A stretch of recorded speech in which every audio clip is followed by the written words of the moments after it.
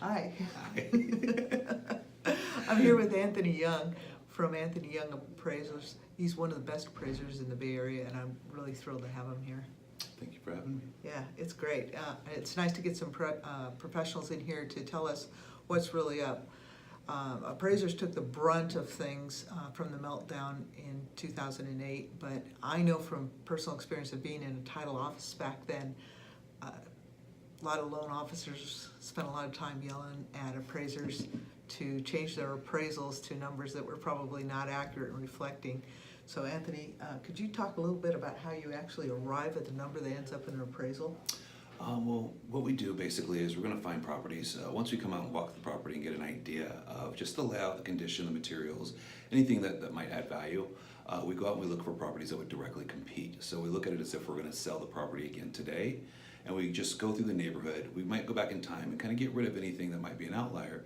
We look for properties that you would entertain if you were to move out of your house and need to move into something comparable. Okay.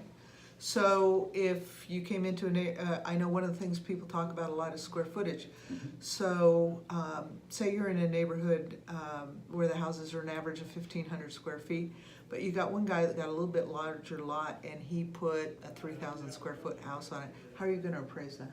Well, I mean, the first thing that we look at is it an over improvement for the area, right? So if you're in a neighborhood and you have the biggest house in the neighborhood, there might be some kind of discount there because the guys that are typically would buy that type of property would put it in a neighborhood that's competitive with it. So that's our first stop. The second thing is I'm going to look back in time. I'm going to go back in time before I go out and see if I can find any other properties to show that there are people in that market that are buying that house inside of that neighborhood. So that's where we kind of do to find the competitive properties. Okay. And if they don't exist? They don't exist, and again we go back to, is it an over improvement? Okay. And once we qualify that it is accepted in the market, then we'll go out and find other neighborhoods that maybe have the same mix. They might have some 2,000 square foot houses, they might have some 25s, and then they've got a couple, like 2 or 3 that they built that were 3,000 square foot houses.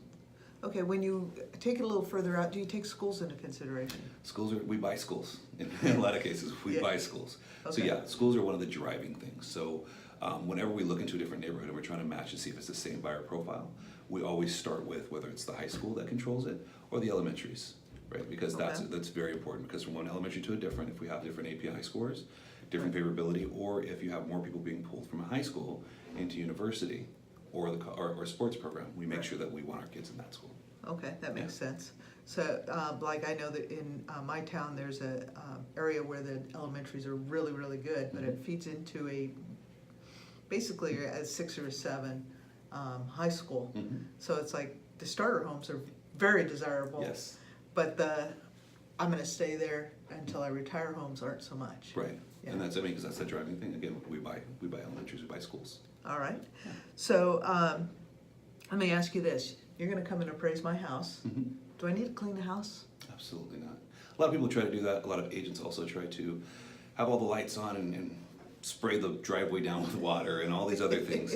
At the end of the day, an experienced appraiser walking through the house sees the house as if it's vacant and ready to go to market. So you don't have to clean up anything. I mean, you could be, as I tell my clients, the house could be stacked from floor to ceiling with boxes. As long as I can get my measurements, we're good to go. Okay. Yeah. What about landscaping? What if the backyard's not landscaped? Well, it all depends. So if we're in a neighborhood where they're only doing minimal landscaping, at the end of the day, people are not going to walk away from that house because it's not landscaped. Especially in a high, if there's high demand inside that neighborhood, low inventory, it's not going to make a big deal. Now, if everyone has spent $100,000, $200,000 in landscaping, now that's going to make a big deal. There's going to be a market reaction to that. But also, I tell clients, we have to be careful that we don't, if you have everybody that spends about $50,000 or $70,000 or $100,000 and you put the Vegas pool and waterfall and water features in your backyard and you spend $500,000, you're probably not going to get a return on that. And so do that because that's the way that you want to live and that's the kind of house you want to be in. Okay, that makes sense. Say I painted my house orange. Will you take off for that? Not necessarily take off for that because that's something that we can really extract from the market, but we'd probably do a cost to cure that. So if you're the orange house and everybody else is, regular colors, you're going to stand out and we say, okay, well, how much would it cost? We could call 2 or 3 contractors, painting contractors. How much would it cost to paint the house back to a normal that's acceptable? Okay, that makes sense. Let's see. So what if at the end of the block, so it's not really in a subdivision anymore. You got that custom home there, and there's nothing else like it. Yeah, we deal with that in a lot of areas. Right to top of my mind comes to, there's an area of Martinez where there's a lot of custom homes up higher. Once you Right. get down, it's all production. Right. So what we have to do is we have to go out into the neighborhood surrounding areas Okay. and find other neighborhoods that are custom, because we can't compare them to a production home. And then from there, once we find those neighborhoods that have the custom homes, then we now just figure out a location adjustment. And we can do that multiple ways, by just comparing the average sell that are in those neighborhoods, or we can run a regression model on it to basically say if these houses sold inside of the same neighborhood as the subject, this is what they would sell for. Okay, that makes sense. So, one more question. Mhm. I took out a loan Okay? 6 months ago, and it said my house was worth $750,000. Does Mhm. that mean I could sell it in the market for that today?